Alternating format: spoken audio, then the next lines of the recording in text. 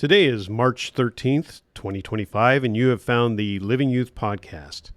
My name is Phil Sena, and I have gone from being a friend of the podcast to taking it over, at least for this episode. The reason I am in this spot is to turn the tables on Mr. Smith and Mr. Robinson to interview them about their work on the church's publications. So, hello, gentlemen. Well, hello, Mr. Sena. Long-time listener, first-time Caller. What? Yeah, never mind. That doesn't apply. Well, thank you. Appreciate the warm greetings. it It is weird for me not to start off with the did sound like it was like out of a different voice. I like it. We've got a new sheriff in town. You could probably permanently take over. If you send it in every week. We're pushovers. Okay, let's go to the theme song. Hit it.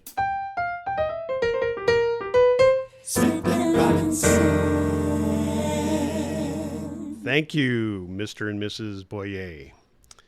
I suggested this interview after listening to the recent interview with Mr. Mike DeSimone about how he produces the whiteboards and gave me this idea. I thought folks would also be interested in how the church's publications are produced. And since Mr. Smith and Mr. Robinson cannot interview themselves, I suggested that I take the interviewer's seat and ask them about the editorial process. So, are you ready, gentlemen? I think so. You got us tied here in the chair. The rope's a little tight, but no, I'm just kidding. Yeah, you ready, Mr. Robinson? Oh yeah, I'm at the phase of my life where it doesn't matter if I'm ready or not. It's just time to go. All right, then it's time to go. All right, we're ready to go. All right. So here are questions about the editorial department in general. Okay. You do call it the editorial department, don't we you? We do. Okay, Indeed. good. So these are mostly for Mr. Smith, but Mr. Robinson, please add your 2 cents. Or correct here my and there. mistakes. Oh, yes, that's right. So, No. Mr. Smith, what is the mission of the editorial department?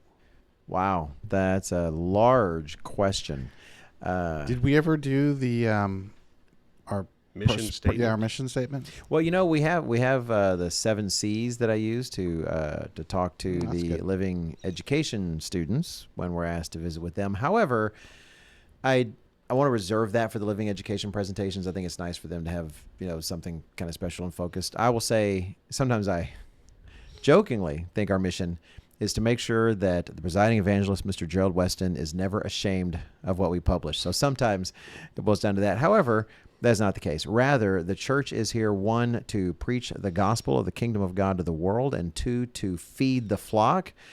All of that involves communicating a message, and it's the editorial departments to make sure that message comes out clearly and concisely, and to make sure it comes out accurately and is able to be understood. So we originate material, but we also work with material originated elsewhere, and essentially our purpose folds into that one mission. All right. Excellent. Anything to add, Mr. Robinson? I one of the things that surprised me when I came to work for editorial, how hard the editorial department works to try to help the authors say what they're trying to say.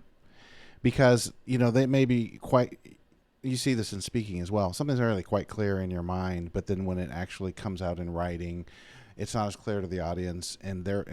I've learned to really appreciate what editors do. They really are trying to help you present your best foot forward and trying to preserve your voice, although in the past that's been controversial if voices were preserved.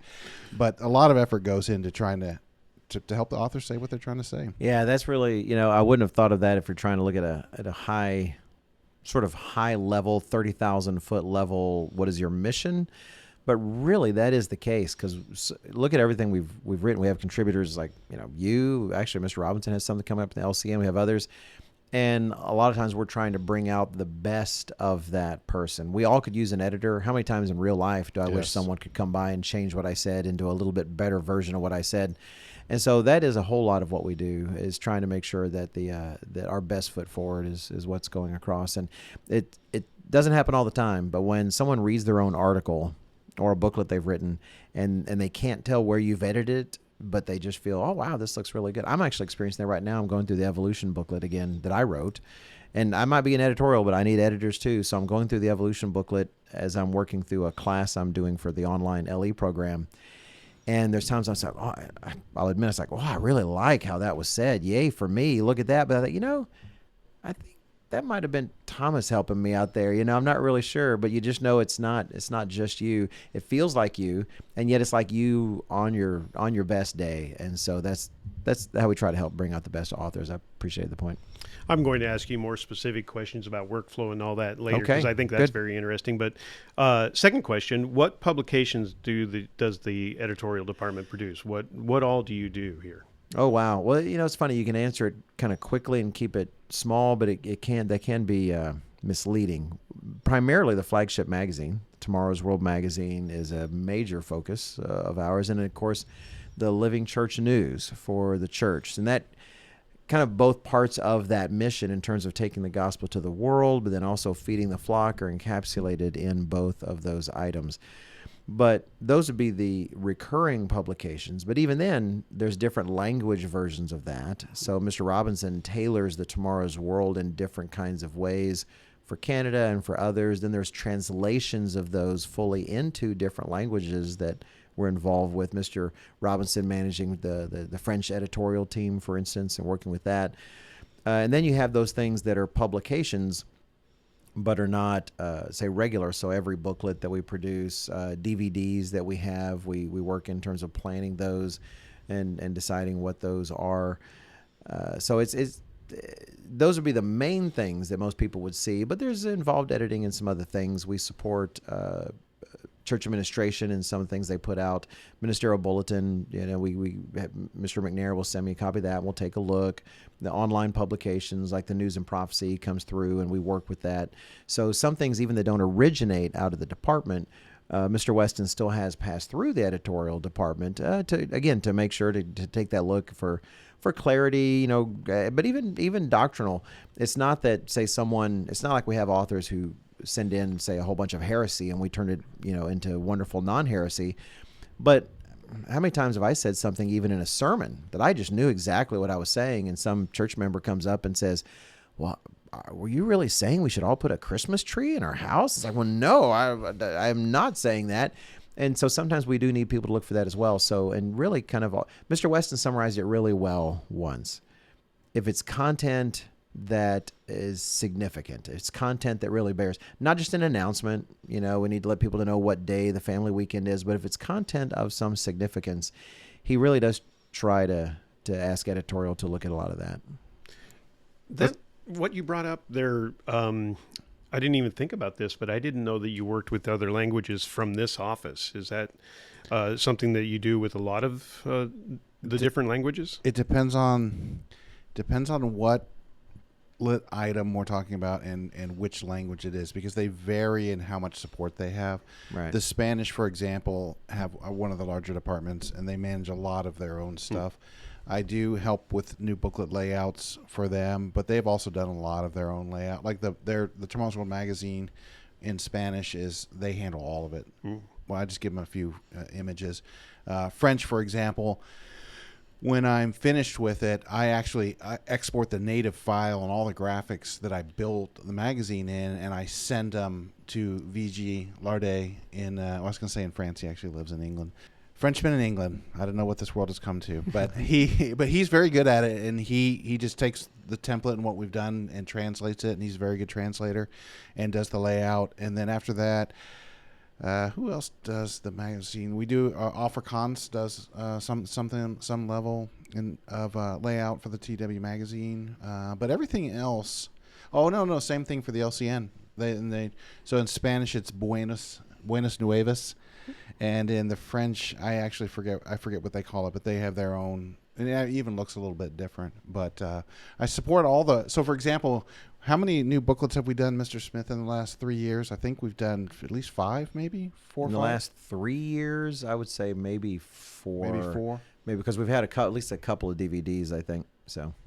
And then when I'm finished in English, we send it out to all the translators, and then I get it back and I lay it out like 6 or 7 more times. So for every new booklet, I do 6. That's great. In the different. And then you have things like Chinese that Mr. Robinson lays out. It's not actually just Chinese. There's traditional Chinese and simplified. There's Cantonese and Mandarin, and so anyway, yeah, it's amazing how much one thing produces this Yeah. cascade of additional work. It's funny doing. At first, I thought there was no way I could lay out a booklet in Chinese because it's in, it's not Latin alphabet; it's symbols, and it's both easier than you think and as hard as you think it is, all at the same time. But it really helps who's doing the translating, because if they translate it in a way that it's kind of obvious where the different sections are, then it's a lot easier for me to do it. And I tell you, indispensable is Google Translate.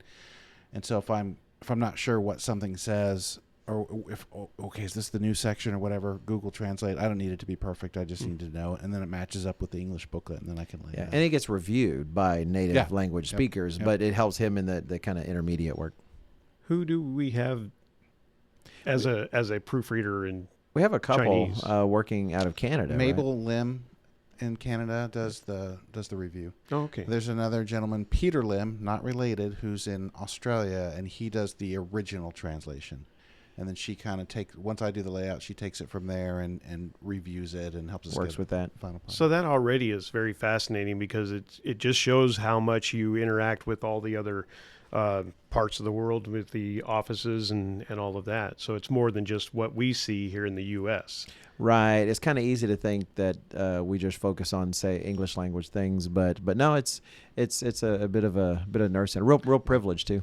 Yeah, no, even though the non-English, I hate to call them foreign languages, the non-English language, what are they? We have Spanish, Portuguese, French, Dutch, German, some Chinese, although that is not a major part of it. And and because of South Africa, there's Afrikaans members. They do it in Afrikaans, but it's not a big production.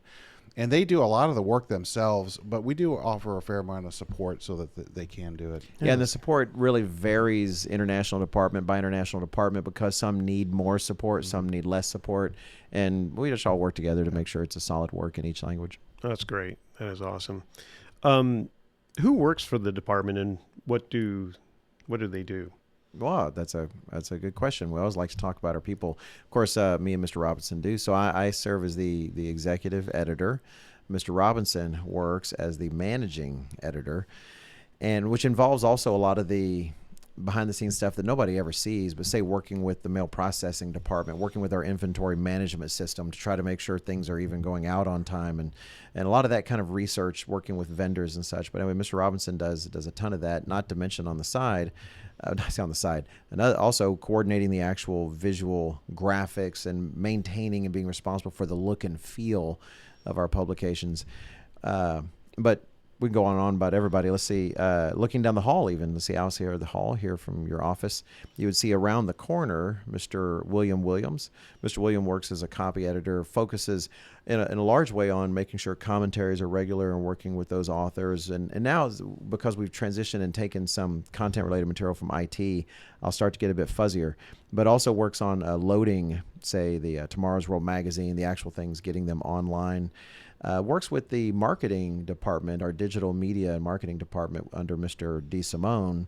Works closely with Dalton Mooney and with Rachel Cassie in terms of how do we adapt some of our material online so that it's more search engine optimized. So William does a lot of work with that. And William came on as an LU student almost 15 years ago. Oh, yeah. So was he's actually a been product of the here for a program while, here. yeah. He has been. And then come around the corner here, around our board and materials, you got Thomas White. Thomas White working as a copy editor also, and actually does a great job. I rely on him to often shepherd the articles through the process. So while we have a lot of editors, you've already heard about William Williams, you hear about Mr.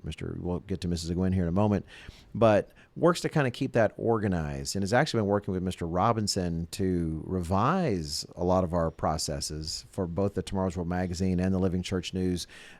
Them working together with Mr. Mike DeSimone, given his a lot of his business acumen in terms of Lean Six Sigma skills. Hope I said that right. Yep. To really reduce waste and make things more efficient. So he's actually shepherding a lot of that, and he serves, like when we have to bring in, say, edits from multiple sources, I use him to sort of coordinate all of that in terms of kind of refining that into one edit that I can work with and review. So, boy, the list of what Thomas does would be long. By the way, I should thank you for baptizing him. Thank you, Mr. Sena. It's I worked appreciate out that. really well so far. It has, the presence of God's Spirit in him helps him put up with another us. another program guy. He came to LE. Yes. That's exactly right. Oh, look at you, Mr. Robinson. That's very important. So, hey, kids out there, consider the Living Education Program. If you move down the hall, then you would come to Mrs. Jeannie Gwynn, who also works as a copy editor, but she also works as a copy editor and a bit of a liaison with church administration because she used to be a part there of church administration in terms of serving as an assistant. And so there's kind of a special slant to some of her stuff in terms of she would work with some TWP materials and other things. However, I really rely on her as a copy editor a great deal. She has such a good eye. Literally, we were just looking at ministerial bulletin things, for instance, and she just caught a couple things that I had missed in my review. So anyway, really appreciate her. And then next to her, you have Mr. Ben Graham.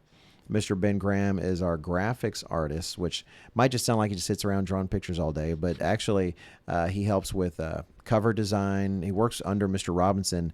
Also, in terms of look and feel, trying to make sure that all of our materials have a consistent look to them. Mr. Robinson has hammered that home from the very beginning. It's what we call in the department the subconscious hallmarks of professionalism, where you may not know why when you look at something it looks unprofessional, but your brain has picked up enough professional experience in terms of what it sees on billboards or in magazines that it starts to detect when something is falling short. And so I appreciate Mr. Robinson and his work with Mr. Ben Graham because they're able to bring some of that visual professionalism so that it does look, it looks what the mind expects for good work. But his work is far beyond the magazine. He develops a lot of, if we use an infographic or something like that, we rely on Mr. Graham to put that together. But he also works so much digitally. We've talked before, Mr. Weston's talked, we're redesigning from really the ground up the Tomorrow's World website. And Ben Graham is at the heart of that work, actually. He's, working under Mr. Robinson, working with Mr. DeSimone's team, working with other partners like church administration because they have like the TWP area, really talking with all those who are invested in the website to try to hammer that into a beautiful visual product that people will be able to interact with as they seek to get church material and as they seek to understand the gospel. So that would be that's pretty much, I think. Oh no, see, I was visually going down the hall, so I missed somebody very important, someone who is not in the building, but that would be Mr. Bill Bomer. Mr. Bill Bomer is our senior editor, reflecting his vast experience in this regard. And boy, he is sort of a jack of all trades in terms of looking at content and having a quick fix in terms of what does it need, where does it fall short. So he really is. I know Mr. Thomas White and I really look to him to catch a lot of things. Like among the things we do, we review a lot of content from church administration. I mentioned other things. And there's times when I actually can't get to something if I'm pressed for time, and I'll just rely on Bill's feedback in that regard because he has so much experience behind him that he really is able to bring a sharp eye in terms of looking at just the right cut that needs to be made or just the right word. So anyway, Bill Bomer acts as our senior editor. We weren't going to, and by the way, he is a routine listener to the podcast. So I know I would have broken your heart out there, Bill, if I had to mention you, but it was very difficult kind of walking through the hall. He does come actually physically here sometimes for meetings when we kind of introduce everybody to the LE students, or we even had him at our staff meeting recently. But even when he's not here physically, he's there on WebEx, coming through. And he's always textable. I text Bill all the time. We wonder if he sleeps. Yes. I know that he does, but at the same time, he gets up so early. There's times when I know he goes to bed, but then I will have sent some massive thing I finished that night. And by the time I get up in the morning, I've already got edited copies of it. I've already got a lot of work. So all I know is he is available every time. Like Batman, I just shine a signal of a BB in the sky for Bill Bomer, and he just shows up like right behind you. Yep. Anyway, and that would be. But outside of that, we also have volunteers and interns from Living Education. Currently, this particular round, Living Education, we have Mr. David Markopoulos working with us, and I hate to say they just get the grunt work, but it's good work. He does support in a very helpful way. For instance, we put together certain materials out of sermons in terms of materials, say for the deaf, etc., and really appreciate the work that he does in that regard. And, we'll see who we get next year. But I'll miss, actually, Mr. Markopoulos. He's done a wonderful job. And we have just a few volunteers who also will send things to take a look at. And there's kind of a satellite individuals. Like I have an article coming out on the Council of Nicaea, which has its 1700th anniversary coming this summer. And so we kind of bring in some people sort of briefly. I made sure that a copy of my article, I asked Thomas and to make sure he sent a copy to, for instance, Dr. Scott Winnail. No, it wasn't Dr. Scott. It was Mr. Ken Frank. Mr. Ken Frank here. Also asked him to send it to Mr. Peter Nathan, because I just know their sense of history would be really helpful. And so they're almost kind of like guest editors, because it's just an opportunity to get some expertise to take a look at something. And of course, beyond that, we have our pool of reviewers. Mr. Dexter Wakefield will review things for risk and legal purposes. Mr. Gerald Weston, as the editor-in-chief, tries to have his eyeballs rest on pretty much everything he can. It can't be everything, which is why I do feel like part of my job is to make sure he's not embarrassed. And I really do seek to try to edit exactly the way I think he would want our department to edit. He's the editor-in-chief, and so his desires really drive the whole process. And that Miss Robinson, did I miss anybody? I tried to be pretty thorough there. That was pretty thorough. And that doesn't. If we were to go into our international partners, that would take all day long. There's so many people doing good work. Well, we better not. Yeah. Okay, let's move on. Something you said about Ben Graham leads to the next question. Is the editorial department in charge of the Tomorrow's World website? Yes. Yeah, that is really our responsibility. In fact, that was part of when Mr. James Populo was here. Mr. Weston had talked about him really helping us try to understand and try to de-burden the IT department from what ended up, I think when it was all analyzed, I might get the number wrong, but IT people listening will know, it was like, 27 years worth of project work to do.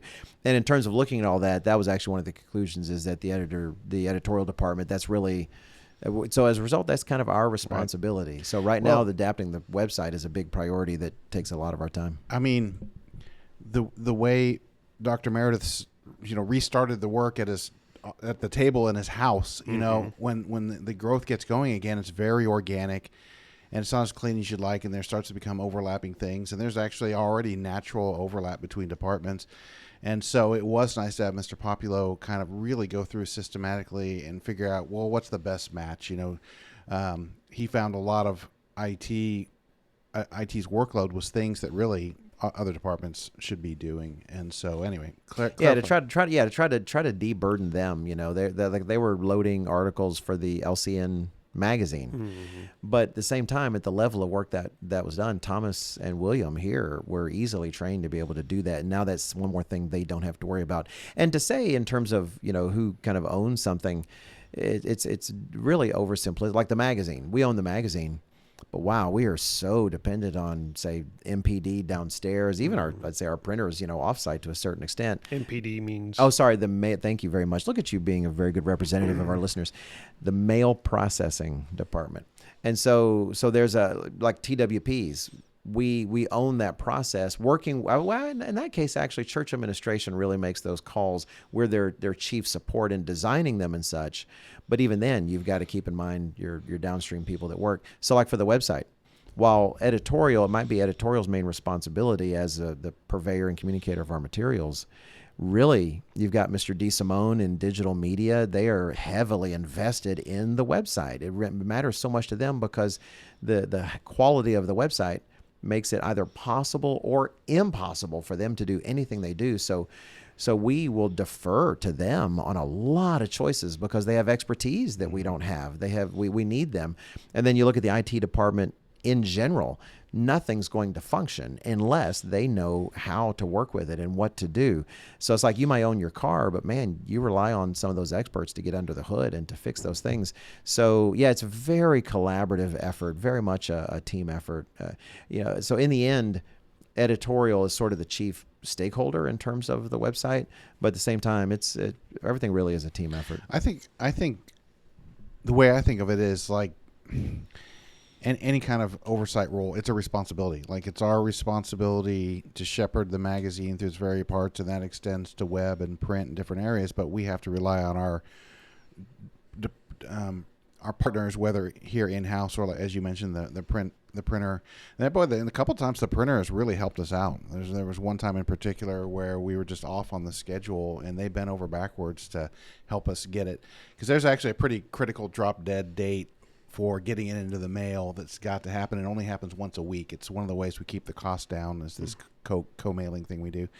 And man, they really made it happen for us. So we've had, I think overall we feel good about most of our vendors, and we've had lengthy vendor relationships, and that's helped. Yeah, we have long-term relationships, and on one hand, they like us because we're a client that gives them 500,000 magazines to print, and so it's we're that's a lot, especially in an industry like this today. But at the same time, it's a good relationship, actually. I think all the vendors that come to my mind, I think we have healthy relations. And plus, it helps that Mr. Robinson has so much print experience as well. So when he does interact with them, they know they have someone here who gets what their job is like and understands the difficulties and the pressures, but also someone who, as they're talking with him, they know that he can share our concerns at a level they really understand. Who is the printer?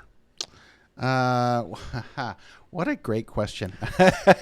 So when I started, it was R.R. Donnelly, which was the same printer that printed the Plain Truth magazine. Yes. Right. Back when. But interestingly, they had actually, before I came on, they had switched from R.R. Donnelly to another one, but then R.R. Donnelly bought that print company, and it was back with R.R. Donnelly.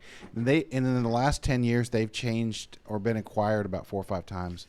I think right now their current name is Cody Cali, and they keep moving us around, but they keep getting it done, so we don't have any complaints. And do they print all of our publications? Only no. the magazine. Just the magazine? Yeah, because not even the Living Church News? No, because the magazine circulation is over 500,000, and so we that, without getting too nerdy about printing, that means you have to use a particular kind of press called a web press, because that's the only way you can print something that high volume at any kind of economy. Whereas the LCN, I think we only print like 7,000 or 8,000. I think we print 7,000 LCNs with much, much smaller quantity, and you use more of a traditional offset printer for that. Same thing with the booklets. Most of the booklets we print, actually all the booklets.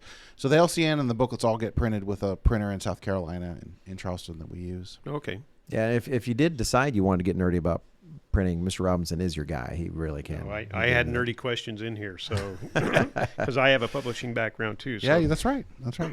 But let's go on. All right. Specifically about the Tomorrow's World magazine. What is the purpose of the magazine? Well, it's great. I would boil it back down to the mission, but I would say there is sort of a two-part to that. Definitely it is a matter of preaching the gospel of the kingdom of God, but what does that really boil down to? I would say there's two things. One is certainly communicating a warning. People need to read and they need to understand what they do with it. That is up to them to a great extent. I like the old Fox News motto. I'm not saying it applies currently. I'm not picking any sides, but we report, you decide. We are here to give you the truth. You've got to decide what to do with that. So in that sense, it's very evangelical in its approach. It's there to take the good news of the coming kingdom, as well as the news about this perverse generation that we should leave, and to get that out there. But it shouldn't be ignored that Jesus Christ also told us to make disciples. So it's not just about, we warn and we don't really care what you do with it. Well, no, we actually do want people to do the best things with it. We're hoping that God will call people who receive it. And we don't want God in his calling of people to have to do it despite our efforts. We're kind of hoping God looks at what we do and says, hey, I can do this easier because you're doing a good job. So I would say that we certainly want to get the truth out to the world, which will involve a warning of things to come, but also hopefully be a vehicle by which God is able to call individuals and to make disciples by what we preach. When we looked at when Bill Bomer was still the executive editor, and we wanted to update, just freshen up the look of the magazine, give it a new style. I knew enough about the principles of design that you ask some questions before you start, and one of them is, what is the SPS of the magazine? And we say Tomorrow's World, right? So you think that what we should be writing about 80% of the time is what Tomorrow's World is going to look like. But as Bill Bomer put it, but mostly we talk about today's icky world. And I thought that was such a good way of putting it, and it's true. And there's just a very natural tension within the magazine about, we are supposed to warn the world, so you need to have some of that. But I actually think we've done a good job over the years of, especially the feature articles, talk about a problem, talk about a resolution and talk about how it's going to be in the future, which is tough to do. Yeah. And then, you know, so here's a good opportunity for me to answer one question. Because one of the criticisms we'll get on the magazine, and I think of it as like a club criticism, that critique, that the magazine, sometimes the images are too dark or a little, people want prettier, happier photos in there. But You mean dark in tone? dark in theme. tone, In theme, theme, okay, yeah. right. And sometimes actually literally dark. What can I say? The design side of me, you know, white ink pops out of dark backgrounds. So sometimes it's a design consideration. But in general, if you have, like, for instance, there was one issue where we talked about Halloween and we talked about something else. I wish I could remember what it was, but it was another very dark topic like that, and I illustrated it thusly. And that one got some criticism for being really dark. But I mean, it'll be a disconnect to readers if you have happy, colorful photos with a dark subject. So like the images are picked with care to go with the article, and if there's a disconnect, then there's less reading comprehension. We could get nerdy about the way the magazine was designed with intent. I mean, we studied how the human mind reads. And the simplest example is there is a width of type that the human brain is comfortable with, and outside of those, it's either too short, and so your brain is rapidly switching lines, or it's way too long, and now less of your brain is allocated to comprehension. More of it is, where is the end of this line, so I can pick up the next line. Right. So it's 7 to 10 words is an ideal line length, and so I challenge all of you listeners, if you want, pick up the magazine, count. We're closer to 10 than 7, but there's little things like that we tried to do, so that, because the human mind, when it's reading, it's much more work for it than naturally watching TV or even listening to the radio, because you hear a voice. When you read, that's all on you, and the mind is looking for excuses to stop reading. So if we can design it in a way that helps guide readers through and minimizes distractions and any kind of friction, and they can just read the content and not have to use a lot of effort to keep up with maybe something poorly designed that's just hard to read, then we feel in that way we've helped with the design for people to understand the gospel a little better, even if that sounds kind of grandiose, but it's true. Someone asked me recently if you reduced the font size recently. The font size on it. Okay, well, there's actually two answers to that. The font size has been the same for 12 years. Okay. We've never changed it. That being said, the News Watch section, because we wanted to make it a little newsier, the font is not smaller, but it is a narrower font. So it looks a little newsy, and also just to squeeze a little more in there. But no, we've never changed the font size. Yeah, people often think of fonts in terms of you pick one, and you pick whether it's bold or italics or something, and you pick its size, and you kind of think that's all it. But then when you actually get into professional font work, and some of you out there will know that you get a whole package of fonts that actually treat that typeface in a lot of different ways and in other ways. And so that's part of the consideration that goes in. And even before I was actually in editorial, when I was still out in the field, but was coming up here and seeing Mr. Robinson's work with Mr. Bomer, I just came to really respect how much thought was going into the magazine. And people say, well, you know, if you had more narrow columns, you could fit more words in, but reducing white space is not reducing nothing. We need white space to focus our brain in certain ways and to make it a more comfortable reading experience. And so the science that goes into that, I'm thoroughly in appreciation for what Mr. Robinson does with that and the hard work they've put into it. And I appreciate, I won't say it as a correction, but I went so quickly to give a warning when you asked about that, because that's sometimes what we have to defend about. Sometimes people will say, why do you say bad things in the magazine? And recognize, well, that actually is a part of the message too. And so I think the best way to wrap it up is the title is Tomorrow's World. And why? Because that's Jesus Christ's gospel, is the gospel of the kingdom to come, right? And if you look even at Christ's own message and how he did that, he would talk about the way things will be, but also talked about what the world's going to have to go through to get there. And you also reveal about how the world will be by talking about the contrast concerning the way the world actually is. And so the magazine is meant to reflect what Jesus Christ would want to teach today if he were on earth, because this is his body. And that is going to involve some looking forward. That's going to involve some looking at the current state and then understanding what it takes to get through that. I think the issue to come that we're currently working on sort of reflects that to a certain extent. We should have, as currently planned, two main articles. We tend to have two main articles, sometimes a third, depending upon the size and such. But one of those main articles is going to be, like I said, about the Council of Nicaea and how that really reflects the state of Christianity in the world, quote unquote, Christianity today, in that which was faulty from the beginning. You can look in the Bible and see error creeping in even the days of the apostles and help to explain that you can't trust what we call Christianity today. But another article, which is very companion to that, is very similar to Mr. Weston's telecast on the church behind tomorrow's world, which I think is out by now. I've seen I lose track of what's actually been published or not because I've seen things in review. And that's far more about what is the church behind all of this? What is the actual right teachings, that church should have?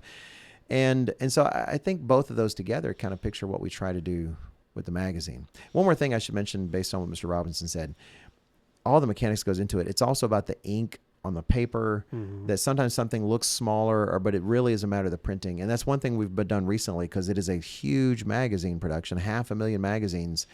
And that does cost money. So we're using paper stock right now to help to manage expenses a bit.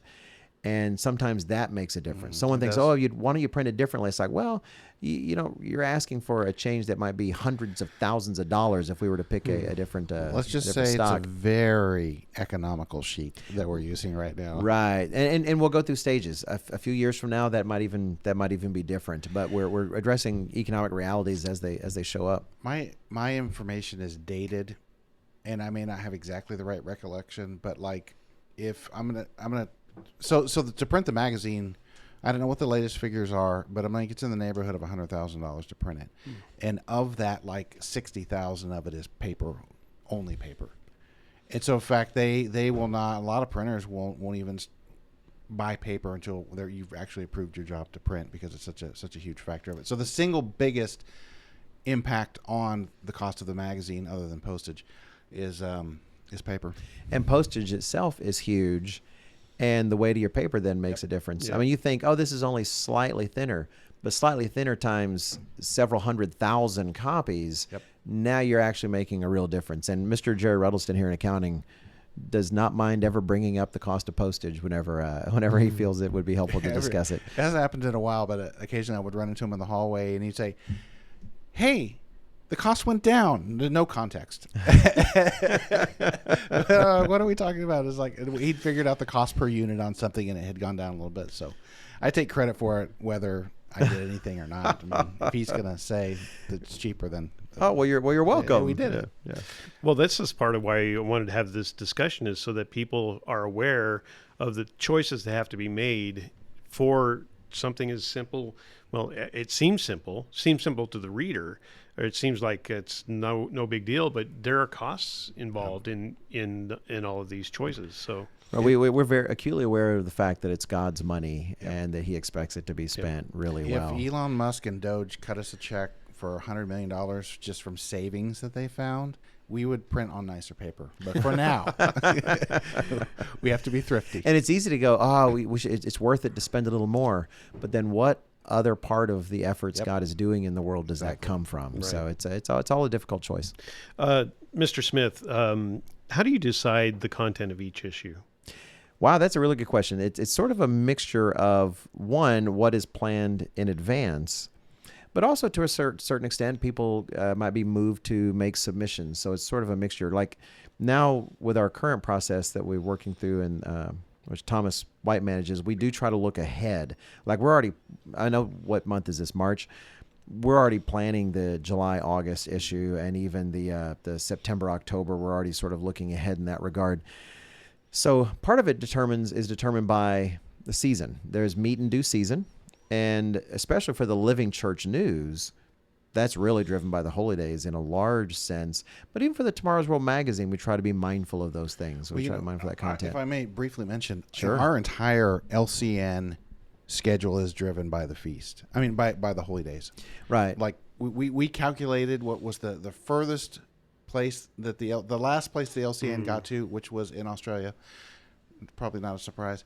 And we backtracked from there to make sure. Because there was a year that we got some of the, I think it was I've been the fall holy days. They came in a little bit late for them to have read the pre-feast stuff. Yeah, so you're reading the feast stuff after the holy days, and that's no good. So we're working hard to try to make sure that timing. In fact, it's only a few LCNs of the 6 that aren't impacted by the holy days in some way, and that's kind of how we think of it. Oh, this is one not impacted by the holy days, but then it's impacted, say, by camps. We want to have material there, so the LCN in that sense is much more programmatic. But for the Tomorrow's World, there's definitely some flexibility. There's some elements we'll always want to have. If we can get a personal in there from Mr. Weston, I should let everyone know, is a machine. The man produces so much content, and it is going to sound like I'm just kissing up. I'm really not. It's just quality content. I mean, he'll send something raw, and I try to encourage him. Hey, we can work with it. Send it even if it's just raw and ugly. We work with it. Again, that's our job. But then even it comes in, it's like, man, this is good stuff. It's just really, really good. He is an amazing content producer. And I agree. The content's very good. But, I mean, the volume of what he does. Right. I mean, he's writing 6 personals in the Tomorrow's World magazine. He's writing a year. 6 Dear Brethren, 6 for the LCN, for the 6 LCN. Yeah, that's right. It's a lot. So we decide main articles are a big deal. And so that's probably where a lot more planning goes in.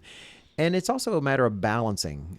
This one will be the July, August we're working on will be a little bit, May, June with these 2 articles will be a little heavy in one direction. But we try, for instance, if there's something sort of heavily prophetic or maybe doctrinal, to balance that out with something a little more news-oriented, So we try to make sure the magazine has a balance. And then you've got a number of, I say, fixed features. It can vary from time to time. We have the Tomorrow's Families Today feature. We have we have a lot. We have the Works of His Hands feature, which I used to write for exclusively, but now we actually have a number of people contributing, which is very nice. We have the London Calling feature. We have the O Canada feature. So with those, we have a sort of a schedule of authors in each of those areas that work and contribute, and they'll often do that just they kind of a great deal of liberty in that sense, trying to write about something relevant for their area. That said, if there is something truly timely or it makes sense to take advantage of a circumstance, then they'll focus on that.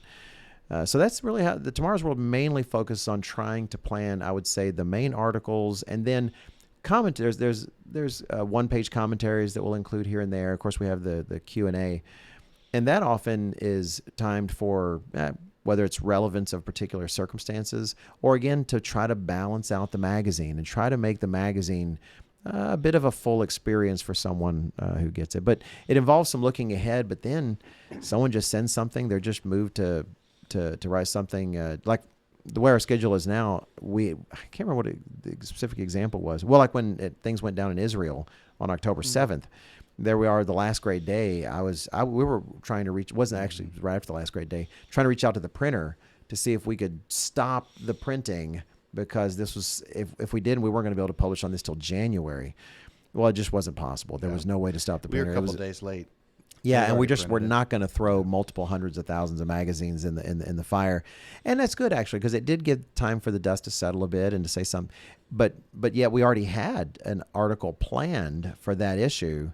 In fact, we were just talking about it yesterday. It was one Mr. Weston had written that we still have, that was fully written, was fully edited and developed, that we set aside, and then he was able to write his Never Again Masada article because it was just too pressing and relevant. So on one hand, there is a lot of planning ahead, but on the other hand, we do want to be responsive. If God is leading things in a certain direction, we don't want to be locked into something else. 2 questions. How long does it take for a single issue to be produced, from start to finish, from planning to shipping? That's tough to answer for one reason. If you just compact it all down together, it takes about 2 weeks. That doesn't count the author's writing. That's outside the realm. But once we have all the articles in, it takes us about 2 weeks. And both same for the LCN and the TW magazine. But we've altered our schedule. This is where Mr. DeSimone was instrumental in helping us. We went to him because he has some really, he's so good with organizing things. It's actually quite amazing. We're very blessed to have him and have this particular skill set. And we sat down and, hey, here's how we do it. And you go through the whole thing, and then you go through another process where it's like, well, what would you like it to look like? But even then, we started really greatly lengthening. See, because to some degree, this is already getting nerdy. The authors just need to know what their deadlines are. Mm-hmm. And so we've just moved the deadlines out really far. And so you might think, well, what about writing relevant content? But like timely, timely. Thank you.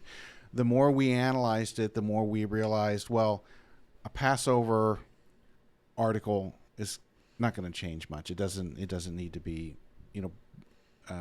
timely. Well, no, it doesn't. It is timely, but it's not time sensitive. Thank you. It's not time sensitive. Right? This maybe Mr. Takeover at this point. But anyway, and so now we do it actually over a 3-month period, basically. But it's really spread out now, and it's just to take the burden off of a 2-week crunch where you really can't do anything else. That's from planning to shipping. Mm-hmm. 3 well, months. Planning, because we are in the middle of a calendar shift, so I actually will have to take a look because Thomas has put together some very good calendars that we're still adapting to. Yes. We're still working. When Mr. Robbins said 2 weeks, we kind of work backwards. Let's put it this way. Let's say the magazine has to go to the printer on day 0. Mm-hmm. And that's a drop dead date. That's Yes. If we're ever in a super pinch, we will talk with the printer and see if we have any fudge room, and we can maybe move it a day or though here or there. But yeah, we really, and I'm really grateful for our record on the Tomorrow's World magazine. We just do not get that in late. So you've got a bit of review of the final. Before that, what you're giving them is a laid out, beautiful version that has been reviewed by quite a number of people. And that process of laying it out and getting it reviewed and getting the feedback from those final reviewers takes a week to a week and a half. We have really crunched it into, half a week or so. We've done some very tight turnarounds. I always try to say to Mr. Robinson whenever I give him a really terrible window in which to work, hey, do you think you can lay this out in one day and then we can, and then he pulls it off like Scotty from Star Trek. I want to say, I get used to this. If you keep winning like this, it just makes me think you could do it all the time, which of course you can't because then I would kill him. But when it comes to laying it out and then sending it out to reviewers, and then he and Thomas will work together to try to get their comments into that laid out version, a week and a half. It's nice if we have 2 weeks for that. But it's a week and a half. But then you've got the actual reviewing of the, we'll just say Word documents, but the actual content that's not laid out. The editorial team can do that. We have a new process. Instead of multiple copy editors looking at it, they're looking at it in sequence. And so that varies the timing. But that can be done in a couple of weeks or so. But it's really a matter of, it's almost more time kind of harvesting the content to make sure you get it. And then when does that process really start? Like right now, I'm thinking about the article and working on the article that I want to submit for, and I say submit because I don't know that it's going to be in there. I may be an editorial, but sometimes it's not the time or not the right article to use. So we're currently working, it says March, April. So May, June is the one where the Council Nicaea article. So I'm looking at July, August, and it's March, and I'm already, in fact, tomorrow I think I'll be officially late with that article if I don't get that done. That sounds about right. Yeah, so you're looking at July, August magazine that will hit people's houses, say July 1st, and our due date for written content, with rare exceptions in some cases, in this case is this Friday. So you're looking at 3+ months. But that's what we realized. Mr. Robinson really nailed it. He and Thomas, working with Mr. DeSimone, they reviewed the content we do and noticed just how much of it was not time sensitive. And so on one hand, we do want to be time sensitive when, like, the whole thing happened in Israel. But that said, if we really took care of as much as we could ahead of time, that gives us even more flexibility when we have to be time sensitive. And so as a result, like I won't be finishing it by tomorrow. I'll be on a plane, but I'll be finishing this article here hopefully within this week. I know my editor is very kind to me and gives me a little leeway. I get that in, but let's say a month or two from now, something dramatic happens and was like, no, we really need to write about that. Then we have the flexibility to put the brakes on. I'm really proud of what we did in 2020 when COVID hit. We had a whole magazine planned. We had articles ready to go. We're gearing up to lay out. And then when COVID hit and the whole world is changing, we realized we just need to completely radically change the magazine. And Mr. Weston approved it, and we just went into gear. And that, if you go back and look at our COVID magazine, you need to recognize that whole magazine was not going to be that. It was going to be something completely different. So we do have some flexibility, but it's enabled by earlier planning. Just a few more questions. Do you have any future goals for the department? Oh boy, future goals for the department. Avoid egregious errors. Yeah, not actually. We want to be more careful about allowing people to take over our podcast. I think that's important. No, actually, we do. One, a lot of it is conditioned on having digital platforms we can work more easily with. With the new website, that will give us some flexibility of things I think we'd like to try. For example, I would love to. I'm working on a particular idea, developing a possible booklet about God. The Global Church of God used to have a great booklet, The God You Can Know. And I think there's a lot of potential for that.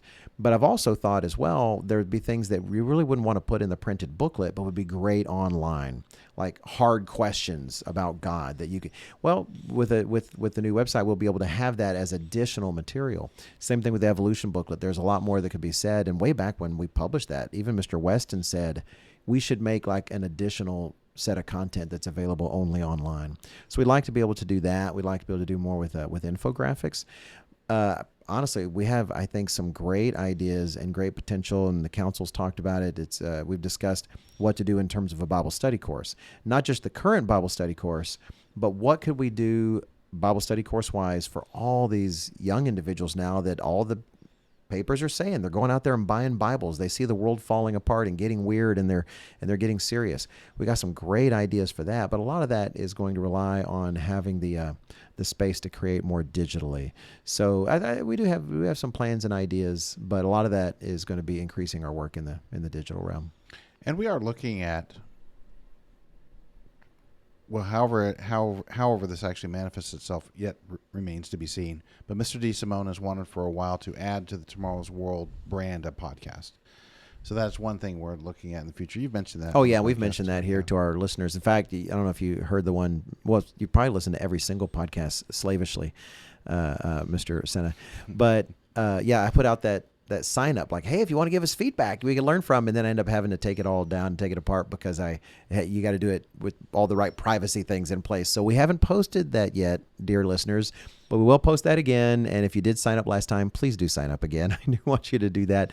But just so you know, your information was obliterated because we want to make sure we're doing it right and checking off all the boxes in terms of privacy concerns.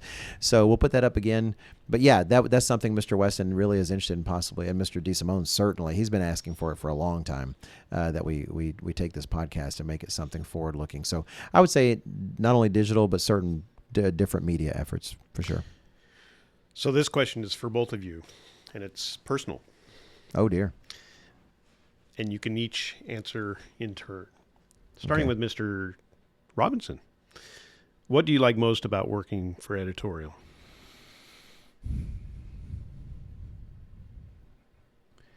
So if anybody ever asks me like what my favorite song is or what my favorite something is, I have a hard time with favorite, but I'll do a list of top 5 or top 10. Something I didn't like say that. anything about favorite. What's the main? But You I said what's the most. main Yeah, thing? Okay. What do you like most? Yeah, we're not All going to right, give you that. basically. I actually genuinely really love working here and working with editorial, and there's a mix of things. First and foremost, is when I first started working in editorial, I was surprised by how much of my life experience, professionally primarily, was an ideal fit for what I was being asked to do. And if you're old enough to have a full-time job that you like, you'll appreciate how rewarding it is to be able to have a career or a profession that's something that you think is a good match for you and is enjoyable. And I won't even go into it, but just so many of the professional experiences I had, I think I say this, so I address LE. Well, Mr. McNair has 2 times a week somebody comes and addresses LE, right? Yes. So there's a lot of speakers, so not that special.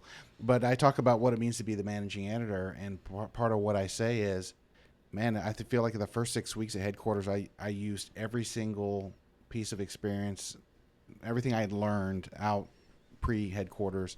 And so that was a big one. And then it is very nice actually to be at headquarters. I said, what does that actually mean? I just mean it's nice being such an integral part of what headquarters does in the media side of things. And but having ministerial experience actually has helped with that a lot too. That's kind of a more I can't think of the word right now. That's a more intangible. It's a harder to define kind of thing. And if I may, you guys can be cynical if you want. I love working with Wally Smith. It's a lot of fun. I like working with Thomas a lot. Our whole crew, our editorial department is enjoyable to work with. I never ever wake up and think, oh, I got to go to work today. It's that never crosses my mind. It's just, what do we have going? What are we going to do? We got to think of something for the podcast, the normal things. And Charlotte's a nice city to live in. But also because I am a minister, we also get to travel out and represent headquarters, which I really take seriously, and meet people and all the older people who listen to the podcast come up and say, I know I'm not a youth, but I listen to the podcast, so that's so much fun. I don't know if that's a complete answer, but I like print publishing and design, and I get to do that for the work, and there's no greater work on the earth than what we're doing, and so very rewarding. Mr. Smith.